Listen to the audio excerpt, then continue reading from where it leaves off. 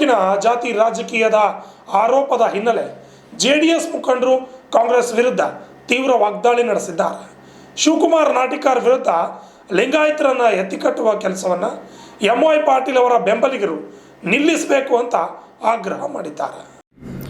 ಪತ್ರಿಕಾಗೋಷ್ಠಿಯಲ್ಲಿ ಮಾತನಾಡಿದ ಅವರು, ನಾಟಿಕಾರ್ ಅವರ ಜಾತಿ ಆಧಾರಿತ ಹೇಳಿಕೆ ನೀಡಿಲ್ಲ. ಕೆಲವು ಕಾಂಗ್ರೆಸ್ ನಾಯಕರು ಉದ್ದೇಶಪೂರ್ವಕವಾಗಿ ಜಾತಿ ಭಾವನೆ ಕೆರಳಿಸುತ್ತಿದ್ದಾರೆ ಎಂದು ಆರೋಪಿಸಿದರು.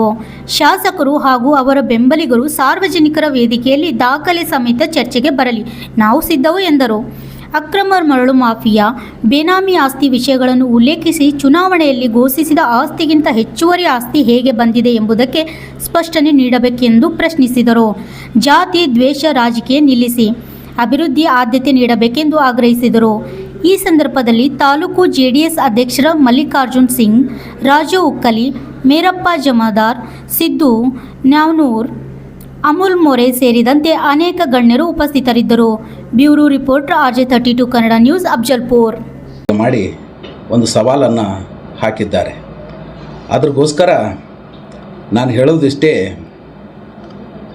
ಸನ್ಮಾನ್ಯ MY ಪಾಟೀಲ್ ಅವರ ರಾಜಕಾರಣದಲ್ಲಿ ಸುಮಾರು 2008, 2013, 2018 ಈ 3 ಚುನಾವಣೆಯಲ್ಲಿ ಶಿವಕುಮಾರ್ ನಾಟಿಕಾರ್ ಅವರು ತಮ್ಮ ಇಡೀ ಹೋರಾಟದ ದಿನಗಳಿಂದ ಇಲ್ಲಿವರೆಗೆ ಅವರು ಯಾರಿಗಾದರೂ ಸಪೋರ್ಟ್ ಮಾಡಿದ್ದಾರೆ ಅಂದರೆ ಅದು ಸನ್ಮಾನ್ಯ MY ಪಾಟೀಲ್ ಅವರಿಗೆ ಸಪೋರ್ಟ್ ಮಾಡಿದ್ದಾರೆ. ಅದು ಅಲ್ಲದೆ 2016ನೇ ಇಸ್ವಿಯಲ್ಲಿ ಮಾಶಾಳ ಜಿಲ್ಲಾ ಪಂಚಾಯತಿ ಕ್ಷೇತ್ರದ ಚುನಾವಣೆಯಲ್ಲಿ ಸನ್ಮಾನ್ಯ ನಿತಿನ್ ಗುತ್ತೇದಾರ್ ಅವರು ಮತ್ತು ಸನ್ಮಾನ್ಯ ಅರುಣಕುಮಾರ್ ಪಾಟೀಲ್ ಅವರು ಚುನಾವಣೆಯಲ್ಲಿ ನಿಂತಿದ್ದರು. ಆ ಸಂದರ್ಭದಲ್ಲಿ ಕೂಡ ಶಿವಕುಮಾರ್ ನಾಟಿಕಾರ್ ಅವರು ಅರುಣಕುಮಾರ್ ಅವರಿಗೆ ಸಪೋರ್ಟ್ ಮಾಡಿದ್ದು. ಅದನ್ನೆಲ್ಲ ಗೊತ್ತಿದ್ದೂ ಸಹ ಮೊನ್ನೆ ಪತ್ರಿಕಾಗೋಷ್ಠಿಯಲ್ಲಿ ಚಂದ್ರಶೇಖರ್ ಕರ್ಜ್ಗೆ ಅವರು ಮತ್ತು ಶರಣು ಕುಂಬಾರ್ ಅವರು ನೀವು ಲಿಂಗಾಯತ ಸಮುದಾಯಕ್ಕೆ ಟಾರ್ಗೆಟ್ ಮಾಡ್ತಾ ಇದ್ದೀರಿ ಅಂತಕ್ಕಂಥ ಮಾತನ್ನು ಹೇಳಿದ್ರು. ಲಿಂಗಾಯತ ಸಮುದಾಯಕ್ಕೆ ಟಾರ್ಗೆಟ್ ಮಾಡೋದಲ್ಲದು, ಇದು ರಾಜ್ಯ ಪ್ರಭುತ್ವ ಅಲ್ಲ, ಇದು ಪ್ರಜಾಪ್ರಭುತ್ವ. ಪ್ರಜೆಗಳಿಂದ ಮತಗಳನ್ನು ತೆಗೆದುಕೊಂಡಂಥ ಆಗಿ ಶಾಸಕರಾದಂಥವ್ರಿಗೆ ಪ್ರತಿಯೊಬ್ಬ ಪ್ರಜೆ ಪ್ರಶ್ನೆ ಮಾಡುವ ಹಕ್ಕು ಸಂವಿಧಾನದ ಅಡಿಯಲ್ಲಿ ಡಾಕ್ಟರ್ ಬಾಬಾ ಸಾಹೇಬ್ ಅಂಬೇಡ್ಕರ್ ಅವರು ಕೊಟ್ಟಿದ್ದಾರೆ. ಅವರು ಮಾಡಿದಂಥ ಕೆಲಸಗಳನ್ನು ಹಗರಣಗಳಾಗಿವೆ, ಸರಿಯಾಗಿ ಆಗಿಲ್ಲ ಅಂಥೇಳಿ ಪ್ರಶ್ನೆ ಮಾಡಿದರೆ ನೀವು ಜಾತಿ ಮಾಡ್ತಾ ಇದ್ದೀರಿ, ನಮಗೆ ಟಾರ್ಗೆಟ್ ಮಾಡ್ತಾ ಇದ್ದೀರಿ ಅಂಥೇಳಿ ಹೇಳಿದ್ರು. ಒಂದು ವೇಳೆ ನಾವು ಅವ್ರಿಗೆ ಟಾರ್ಗೆಟ್ ಮಾಡಿದ್ರೆ, ಶಿವಕುಮಾರ್ ಅವರು ನಾವು ಟಾರ್ಗೆಟ್ ಮಾಡಿದ್ರೆ, ಅವತ್ತು 2008, 13, 18ಕ್ಕೆ ಅವ್ರು ಸಪೋರ್ಟ್ ಮಾಡೋ ಅವಶ್ಯಕತೆ ಬರ್ತಿದ್ದಿಲ್ಲ. ಒಂದೇ ಒಂದು ಚುನಾವಣೆಯೂ ಅವ್ರು ಗುತ್ತೇದಾರಿಗೆ ಸಪೋರ್ಟ್ ಮಾಡಿಲ್ಲ, MY ಪಾಟೀಲ್ ಅವರಿಗೆ ಸಪೋರ್ಟ್ ಮಾಡಿದ್ದಾರೆ. ಅದನ್ನೆಲ್ಲ ಮರೆತು ಇವತ್ತು ಈ ಬಾಲಿಶ ಥರದ ಉತ್ತರ ಕೊಡ್ತಾರಲ್ಲ, ಅದಕ್ಕೆ ಬೇಜಾರಾಗ್ತದೆ. ನೀವು ಅಧಿಕಾರದಲ್ಲಿದ್ದೀರಿ, ಇವತ್ತು ನೀವು ಶರಣು ಕುಂಬಾರ್ ಅವ್ರ ಮಾತು ಹೇಳ್ತಾರೆ, ಅವ್ರು ಯಾರು ಕೇಳಕ್ಕ, ಇದೆಲ್ಲ ಕೇಳಕ್ಕೆ ಅವ್ರು ಯಾರು, ಪ್ರಜೆಗಳ ಕೇಳಿ ಅಂದ್ರೆ ಅವ್ರು ಯಾರು ಕೇಳಕ್ಕಂದ್ರೆ ಒಂದು ಎಂಥ ಹಾಸ್ಯಾಸ್ಪದ ವಿಷಯ ಅಂದ್ರೆ, ಇವತ್ತು ನರೇಂದ್ರ ಮೋದಿಜಿಯವರನ್ನು ಖರ್ಗೆ ಸಾಹೇಬ್ರು ಕ್ವಶನ್ ಮಾಡ್ತಾ ಇದ್ದಾರೆ. ಅವ್ರು ಯಾರು ಕೇಳಕ್ಕಂದ್ರೆ ಅವರು ವಿರೋಧ ಪಕ್ಷದಲ್ಲಿದ್ದಾರೆ, ಅವ್ರು ಕೇಳ್ತಾರೆ, ಹಕ್ಕದ ಅವ್ರದ್ದು. ಇಲ್ಲಿ ವಿರೋಧ ಪಕ್ಷದಾಗ ನಾವು ಇದ್ದೀವಿ, ನಾವು ಕೇಳ್ತೀವಿ. ಇವತ್ತು ನೋಡ್ರಿ, ಭೀಮಾ ನದಿ, ಅಮರ್ಜ, ಭೋರಿ ಈ ವಿಷಯವನ್ನು ಇಟ್ಕೊಂಡು ನಿರಂತರ ಹೋರಾಟ ಮಾಡ್ತಾ ಇದ್ದೀವಿ. ಇವತ್ತು ಅವರು ಅಭಿವೃದ್ಧಿ ಮಾಡಬೇಕಾದ್ರೆ, ಅಭಿವೃದ್ಧಿ ಅಂದರೆ ಇವ್ರ ದೃಷ್ಟಿಯಲ್ಲಿ ಯಾವುದು ಅಭಿವೃದ್ಧಿ? ಡೆವಲಪ್ಮೆಂಟ್ ಮಾಡಿವಿ ಅಂದರೆ ಯಾವುದು ಡೆವಲಪ್ಮೆಂಟ್? ಅದು ಇವತ್ತು ಸಾವಿರಾರು ಎಕರೆ ನೀರಾವರಿ ಇದ್ದಂಥ ಜಮೀನುಗಳಿಗೆ ನೀರು ಕೊಡೋಂಥದ್ದು ಅದು ಅಭಿವೃದ್ಧಿ. ಇವತ್ತು ಆಸ್ಪತ್ರೆಗಳಿವ, ಅವು ಡೆವಲಪ್ಮೆಂಟ್ ಮಾಡೋದು ಅದು ಅಭಿವೃದ್ಧಿ. ಶಿಕ್ಷಣದ ಅದು ಡೆವಲಪ್ಮೆಂಟ್ ಮಾಡಿರಿ, ಅದು ಅಭಿವೃದ್ಧಿ ನಮ್ಮ ದೃಷ್ಟಿಯಲ್ಲಿ. ಇವ್ರ ದೃಷ್ಟಿಯಲ್ಲಿ ಯಾವುದು ಅಭಿವೃದ್ಧಿ ಗೊತ್ತಿಲ್ಲ. ಇದನ್ನೇ ನಾವು ಕೇಳ್ತಾ ಇದ್ದದ್ದು. ಬಟ್ ಇದು ಕೇಳೋದ್ರಲ್ಲಿ ದುರುದ್ದೇಶ ಏನು ಇಲ್ಲಲ್ಲ. ಇವತ್ತು ಬೋರಿ ನದಿ ಅದ, ಬೋರಿ ನದಿಗೆ ಅಲ್ಲೆಲ್ಲೇ ಸಣ್ಣ ಸಟ್ಟ ಅಣೆಕಟ್ಟುಗಳನ್ನು ಕಟ್ಕೊಂಡು ನೀವು ರೈತರಿಗೆ ನೀರು ಹಿಡಿದು ಹಾಕೋಂಥ ಕೆಲಸ ಮಾಡಿದ್ರೆ ಸಾವಿರಾರು ಎಕರೆ ನೀರಾವರಿ ಆಗ್ತದೆ, ರೈತರು ಅದ್ರಿಗೆ ಸದ್ಬಳಕೆ ಆಗ್ತಾರೆ ಅಂತಕ್ಕಂಥ ವಿಚಾರವನ್ನು ಇಟ್ಕೊಂಡು ನಾವು ಕ್ವಶನ್ ಮಾಡ್ತಾ ಇದ್ದೀವಿ. ಇವತ್ತು ನೋಡಿರಿ, ಕೆರೆ ಬಗ್ಗೆ ಅವತ್ತು ಮಾತಾಡೋದು, ಕೆರೆಗಳು ತುಂಬ ಯೋಜನೆ 106 ಕೋಟಿ ರೂಪಾಯಿ ಪೋಲಾಗಿ ಹೋಗಿದೆ. ಒಂದು ಕೆರೆಗೂ ಒಂದು ಹನಿ ನೀರು ಹೋಗಿಲ್ಲ. ಅವತ್ತು ಹೇಳಿದ್ರೆ ಇವತ್ತು ಮಣೂರು ಬಲ್ಲಿ ಹೋಗಿ ನೋಡ್ರಿ, ಅದು ಅಷ್ಟೇ ಹಾಳಾಗಿ ಬಿದ್ದದದು ನೀರೆತ್ತುವ ಕಾರ್ಯಕ್ರಮದು. ಬಂದ್ರವಾಡ ಬಲ್ಲಿನೂ ಅಷ್ಟೇ ನಿಂತದ. ಎಲ್ಲಿ 9 ಕೆರೆಗಳ ನೀರು ತುಂಬಿದ್ರಿ ಇವರು. ಅದಕ್ಕೆ ಕೇಳಿದ್ರೆ ತಪ್ಪ, ನಾವು ಕೆಲಸ ಮಾಡ್ತೀವಲ್ಲಿ ಅಥವಾ ಸರ್ಕಾರದ ಅನುದಾನ ತರ್ತೀವಂತ ಹೇಳಿ ಡೆವಲಪ್ಮೆಂಟ್ ವಿಚಾರ ಬಗ್ಗೆ ಮಾತಾಡಲಿ. ದ್ವೇಷದ ಇದು ಇಟ್ಕೊಂಡು ಇವತ್ತು ಅರುಣ್ ಗೌಡ್ ಅವರು ಅವ್ರಿಗೆ ಈ ರೀತಿ ಮಾತಾಡ್ರತ್ತೇಳಿ ಬೋಧನೆ ಮಾಡೋದು ತಪ್ಪಾಗ್ತದೆ. ನಾವಿವತ್ತು ಅರುಣ್ ಗೌಡ ಕೇಳ್ತಾ ಇದ್ದೀವಿ, ಜಾತಿ ಎಲ್ಲಿ ಮಾಡಿದ್ರೆ ನಿಮಗೆ? ಎಲ್ಲ ಸಮುದಾಯಗಳನ್ನು ನಿಮಗೆ ಆಶೀರ್ವಾದ ಮಾಡೋದು ಸಲುವಾಗಿ ಅಧಿಕಾರಕ್ಕೆ ಬಂದಿದ್ದೀರಿ ನೀವು. ಲಿಂಗಾಯತ ಸಮುದಾಯ ಅಷ್ಟೇ ಮಾಡಿಲ್ಲಲ್ಲ. ಇವತ್ತು ಲಿಂಗಾಯತ ಸಮುದಾಯ ಎಲ್ಲ ಹಳ್ಳಿಗಳಲ್ಲಿ ಅಣ್ಣ ತಮ್ಮರಂಗೆ ಎಲ್ಲರೂ ಬದುಕ್ತಾ ಇದ್ದಾರೆ. ಈ ಜಾತಿ ಬೆಂಕಿ ಯಾಕೆ ಹಚ್ತಾ ಇದ್ದಾರೆ ಅವರು? ಜಾತಿ ಬೆಂಕಿ ದಯಮಾಡಿ ಹಚ್ಚಬೇಡ್ರಿ. ನೀವು ರಾಜಕಾರಣ ಮಾಡೋದಿದ್ರೆ ಎಲ್ಲರನ್ನ ವಿಶ್ವಾಸಕ್ಕೆ ತೆಗೆದುಕೊಂಡು ಹೋಗ್ರಿ ಅಂತಕ್ಕಂಥದ್ದೇ ನಮ್ಮ ವಿಚಾರ ಅದ. ಇವತ್ತು ಇದಕ್ಕೆ ಜಾತಿ ಸಂಬಂಧ ಬರಲ್ಲ. ಅದ್ರಾಗ ಎಲ್ಲಿ ನಾವು ಜಾತಿ ವಿಚಾರಗಳು ಬಂದಿಲ್ಲ. ಹಾಗಂದ್ರೆ ಸಾಮೂಹಿಕ ಶರಣರ ಜಯಂತಿ ಮಾಡಿದೆವು ನಾಟಿಕರ್ ಅವ್ರ ನೇತೃತ್ವದಲ್ಲಿ. 14 ಶರಣರ ಜಯಂತಿ ಮಾಡಿದೆವು. ಅವ ಜಾತಿ ಮಾಡಿದ್ರ? ಇಲ್ಲಲ್ಲ. ಎಲ್ಲರೂ ಕೂಡಿ ಈ ತಾಲೂಕದಲ್ಲಿ ಅಣ್ಣತಮ್ಮರಂಗೆ ನಾವು ಬಂದಿದ್ದೀವಿ. ಆಳುವ ಸರ್ಕಾರಕ್ಕೆ ಕೇಳೋರು ಇದ್ದರೆ ಆ ಸರ್ಕಾರ ಸುರುಳಿತ ನಡೀತದ, ಡೆವಲಪ್ಮೆಂಟ್ ಆಗ್ತವ. ಬಿಟ್ಟು ಇವತ್ತು ಸಾವಿರಾರು ಕೋಟಿ ಅನುದಾನವನ್ನು ಬಂದಂಥ 3,000 ಹೋದ ಬಾರಿ 3,200 ಕೋಟಿ ರೂಪಾಯಿ ಅನುದಾನವನ್ನು ನಾವು ತಂದು ಡೆವಲಪ್ ಮಾಡೀವಿ ಅಂತ ಹೇಳಿದ್ರು. ಎಲ್ಲಿ ಮಾಡಿದ್ರು? 3,200 ಕೋಟಿ ಎಲ್ಲಿ ಮಾಡಿದ್ರು?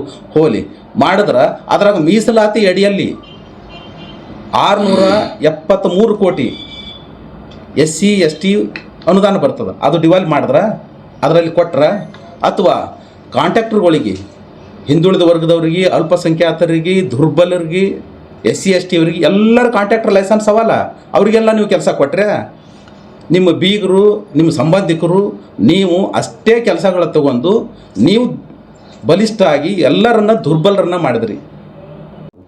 ಅದು ಸಿಂದಗಿಯಲ್ಲಿ ನೋಡ್ರಿ. ಮತ್ತು ಅದು ಕಲ್ಪನೆ ನಿಂಬಲ್ಲಿ ಯಾಕೆ ಬರಲಿಲ್ಲ? ಏನೋ ರೋಡಿಗೆ ಡಿವೈಡರ್ಗಳು ತಂದು ಅವು ಹಾಲು ಬ್ಲಾಕ್ಗಳು ಇಟ್ಟು ಫಾರೆಸ್ಟ್ ಅದನ್ನು ಗಿಡಗಳು ತಂದು ಅವಕ್ಕೆ ಕಂಟಿ ಕಟ್ಟಿ, ಇದು ನಿನ್ನ ಸೌಂದರ್ಯನಾ? ಇದು ಡೆವಲಪ್ಮೆಂಟಾ?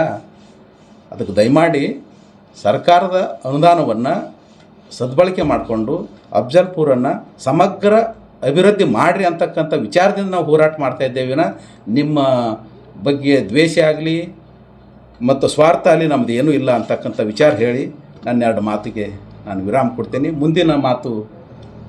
ಎಲ್ಲರಿಗೂ ನಮಸ್ಕಾರ. ಏನು ಮೊನ್ನೆ ನಡೆದಂಥ ಶಿವಕುಮಾರ್ ನಾಟಿಕರ್ ಅವರು ಪತ್ರಿಕಾಗೋಷ್ಠಿಯನ್ನು ಕರೆದು ಈ ತಾಲೂಕಿನ ಅಭಿವೃದ್ಧಿಯ ಬಗ್ಗೆ ಮಾತನಾಡಿದ್ರು. ಅದನ್ನು ಪ್ರತ್ಯುತ್ತರವಾಗಿ ಕಾಂಗ್ರೆಸ್ ಪಕ್ಷದ ಮುಖಂಡರು ಮೊನ್ನೆ ಪತ್ರಿಕಾಗೋಷ್ಠಿಯನ್ನು ಮಾಡಿದ್ರು. ಆ ಮಾಡಿದಂಥ ಸಂದರ್ಭದಲ್ಲಿ ಕೆಲವು ಆ ಪಕ್ಷದ ಮುಖಂಡರು ಏನು ಹೇಳ್ತಾರೆ ಅಂದರೆ, ನೀವು ಏನೇ ಮಾತನಾಡಿದ್ರು ದಾಖಲೆ ಇಟ್ಕೊಂಡು ಮಾತನಾಡ್ರಿ, ಹಿಟ್ ಆ್ಯಂಡ್ ರನ್ ಮಾಡಬೇಡ್ರಿ ಅಂತ ಹೇಳಿದ್ರು. ಅದಕ್ಕೆ ನಾನು ಉತ್ತರ ಕೊಡ್ತೇನೆ, ನಾವು ಹಿಟ್ ಆ್ಯಂಡ್ ರನ್ ಮಾಡ್ತಾ ಇಲ್ಲ. ದಾಖಲೆಗಳು ನಮ್ಮ ಹತ್ರ ಇವೆ. ನಾವು ದಾಖಲೆಗಳು ಯಾರಿಗೆ ಕೊಡಬೇಕು? ಅಧಿಕಾರದಲ್ಲಿರ್ತಕ್ಕಂಥ ನಿಮ್ಮ ಕೈಯಲ್ಲಿ ಅದು ದಾಖಲೆಗಳು ಕೊಟ್ಟರೆ ನೀವೇನು ಮಾಡ್ತೀರಿ? ನಾವು ದಾಖಲೆಯನ್ನು ಸಿದ್ಧಪಡಿಸಿದ್ದೀವಿ, ದಾಖಲೆಯನ್ನು ಕೊಡ್ತೀವಿ. ಏನು ಆ ಪಕ್ಷದ ತಾಲೂಕಾ ಅಧ್ಯಕ್ಷರು ಕೊಡಬೇಕು, ಏನು ಪ್ರಧಾನ ಕಾರ್ಯದರ್ಶಿ ಕೊಡಬೇಕು, ಏನು ಗ್ಯಾರಂಟಿ ಅಧ್ಯಕ್ಷರಿಗೆ ಕೊಡಬೇಕು, ದಾಖಲೆಗಳು ನಾವು ಕೊಡ್ತೀವಿ. ಆ ದಾಖಲೆಯನ್ನು ಇಟ್ಕೊಂಡು ನೀವೇನು ಮಾಡ್ತೀರಿ? ಆ ದಾಖಲೆಯನ್ನು ಇಟ್ಕೊಂಡು ನೀವು ನಿಮ್ಮ ಶಾಸಕರ ಮೇಲೆ ತನಿಖೆ ಮಾಡಿಸ್ತೀರಾ? ತನಿಖೆ ಮಾಡಿಸಿ ಸೂಕ್ತ ಕ್ರಮ ಕೈಗೊಳ್ಳುವಲ್ಲಿ ತಾವು ಕಾರಣೀಕರ್ತರಾಗ್ತೀರಾ? ಆ ಪಕ್ಷದಲ್ಲಿ ನಿಮ್ಮದೇನಾದರೂ ಹಸ್ತಕ್ಷೇಪ ನಡೀತದ? ಅಲ್ಲಿ ನಿಮ್ಮ ಕಾರಬಾರ ನಡೀತದೇನು ಪಕ್ಷದಲ್ಲಿ? ಅದಕ್ಕೆ ನೀವು ಸಿದ್ಧ ಇದ್ರಿ ಅಂದ್ರೆ ನಾವು ದಾಖಲೆ ತಗೊಂಡು ನಿಮ್ಮ ಕಾಂಗ್ರೆಸ್ ಪಕ್ಷದ ಕಚೇರಿಗೆ ಬರ್ತೀವಿ, ನಮ್ಮ ದಾಖಲೆ ನಿಮ್ಮ ಕೈಯಲ್ಲಿ ಕೊಡ್ತೀವಿ. ನೀವು ಆ ದಾಖಲೆಯನ್ನು ಇಟ್ಕೊಂಡು ತನಿಖೆಯನ್ನು ಮಾಡಿಸ್ಬೇಕು. ಅದಕ್ಕೆ ನೀವು ಸಿದ್ಧ ಇದ್ರಿ ಅಂದರೆ ನಮಗೆ ಹೇಳ್ರಿ, ನಾವು ದಾಖಲೆ ಕೊಡ್ತೀವಿ. ಇಲ್ಲ ಅಂದರೆ ತನಿಖೆ ಮಾಡ್ಸೋಕ್ಕಾಗಲಿಲ್ಲ ಅಂದರೆ ಬಹಿರಂಗವಾಗಿ ಕ್ಷಮೆಯನ್ನು ಕೇಳ್ರಿ. ನೀವೆಲ್ಲರೂ ತನಿಖೆ ಮಾಡ್ಸೋಕ್ಕಾಗಲ್ಲ ಅಂದ್ರೆ ನೀವು ಪಕ್ಷದ ಮುಖಂಡರು ಎಲ್ಲರೂ ನಿಮ್ಮ ಸ್ಥಾನಕ್ಕೆ ರಾಜೀನಾಮೆ ಕೊಡ್ರಿ. ಅದಕ್ಕೆ ನೀವು ಸಿದ್ಧಿದ್ರಿ ಅಂದ್ರೆ, ರಾಜೀನಾಮೆ ಕೊಡ್ತಿದ್ರಿ ಅಂದ್ರೆ ನೀವು ಹೇಳ್ರಿ, ನಾವು ನಮ್ಮ ದಾಖಲೆಗಳನ್ನ ತಗೊಂಡು ಬರ್ತೀವಿ. ಒಂದು. ಇನ್ನು ಎರಡನೇದ್ದು, ಬಹಿರಂಗವಾಗಿ ಚರ್ಚೆಗೆ ಬರ್ರಿ, ನಾವು ಚರ್ಚೆ ಮಾಡ್ಲಿಕ್ಕೆ ಸಿದ್ಧಿದ್ದೀವಿ, ವೇದಿಕೆ ಮಾಡ್ಲಿಕ್ಕೆ ಸಿದ್ಧಿದ್ದೀವಿ, ಬರ್ರಿ ಅಂತ ಹೇಳಿರಿ.